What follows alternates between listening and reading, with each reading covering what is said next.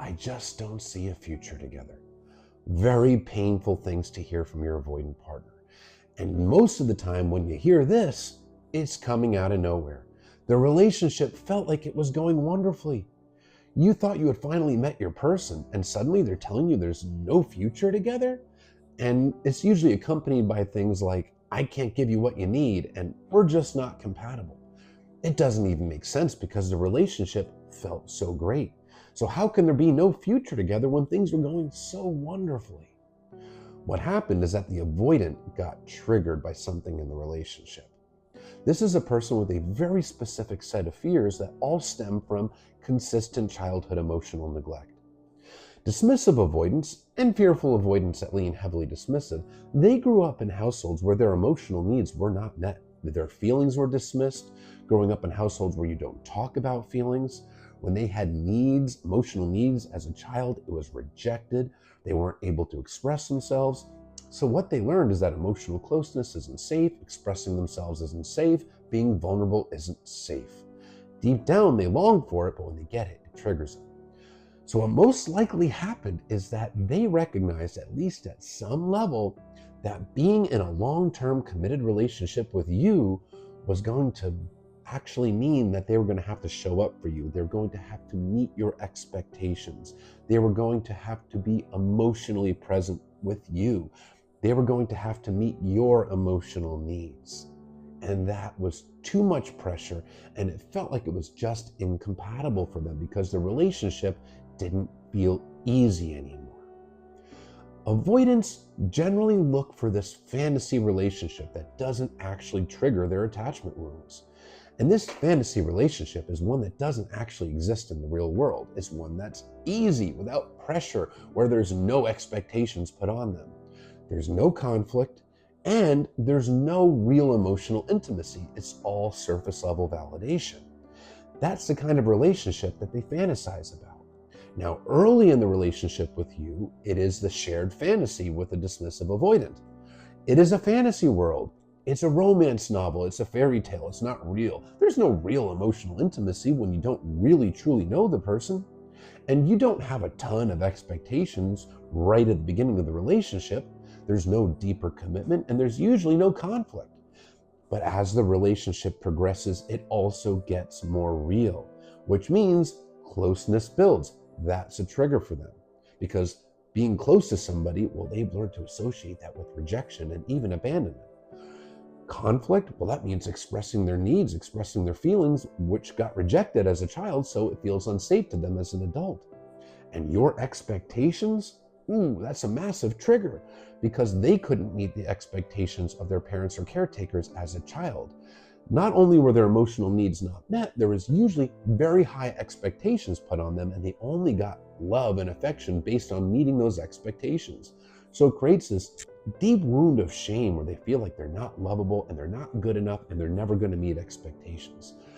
So when you have emotional needs, especially if you express those emotional needs, regardless of what it's about, it could be about communication, spending time together, commitment, things like that. Well, now that feels like pressure to them. They feel like they're going to lose their independence because being independent is very important to them because they didn't really have that sense of independence as a child. And it's all very triggering. So what happens is it causes them to feel like you're just not compatible with them because it's not that easy relationship that they need. There's pressure, there's expectations, and they feel like there's no way that they can sustain this for the long term because it feels unsafe. And they've learned from childhood to avoid things that don't feel safe to them, to avoid painful emotions, avoid self-reflection, avoid that inner wound of shame, avoid conflict, avoid communication, avoid. So now that they've been triggered, they do what they've been trained to do going back to childhood, is to avoid the situation altogether, which means exiting the relationship. Rather than looking within and saying, okay, why am I feeling triggered because this relationship has been going wonderfully? What they tell themselves is, when I meet the right person, I won't feel this way. The relationship should just be easy. It should just come naturally. There shouldn't be any work. In reality, healthy relationships take a lot of work on both sides, and it takes effort and energy to meet the expectations and the emotional needs of your partner. But for the avoidant, that is very triggering. So They recognized at some level, whether it's consciously or subconsciously, that in order to sustain a relationship with you, they're going to have to actually consistently show up for you, meaning meet your needs, meet your expectations, communicate, be vulnerable with you, express their emotions, and receive your emotions. All very triggering stuff. So they have determined that there's no future. You're incompatible because of these things, because you're triggering them by showing up in a way that's emotionally available. You're showing up in a way that's emotionally healthy, and that is triggering to them.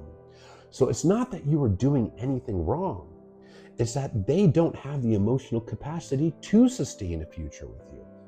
This is a capacity issue as well as an issue of choice. Yes, could they choose to do therapy? Could they choose to work on this? Could they choose to take ownership and become more emotionally available? Could they choose to self-reflect? Yes, they could choose that. But until they do the work, they just simply don't have the capacity to sustain a healthy relationship for the long term. Early on in the relationship, during that shared fantasy phase, when they're seemingly all in and the relationship is going wonderfully, they are riding a dopamine high. Dopamine is the reward hormone. It's what makes you feel good, and it helps with infatuation. Ooh, you feel like you're on cloud nine with your partner. You have a crush on them, and it's because of that dopamine. And that dopamine is masking the avoidance insecurities. But as the honeymoon phase of the relationship begins to wind down, typically between 4 to 8 months, the dopamine levels come down, which means the insecurities are now exposed, and the relationship becoming more real and progressing. Your needs, your communication, your emotions, your expectations are now triggering to them because that dopamine is no longer masking those insecurities. So now they think that you're incompatible. But that dopamine version is the version that showed up for you, right? Now that dopamine is down, and they are just getting triggered by the realness of the relationship. It has nothing to do with you. It has nothing to do with the quality of partner you are, and has nothing to do with your worth, and everything to do with their lack of capacity. This is essentially a person that hasn't done the emotional training to go the distance. If you are a person that's emotionally available, you're essentially that marathon runner. You can run the marathon. You have that lung capacity. You have the emotional capacity.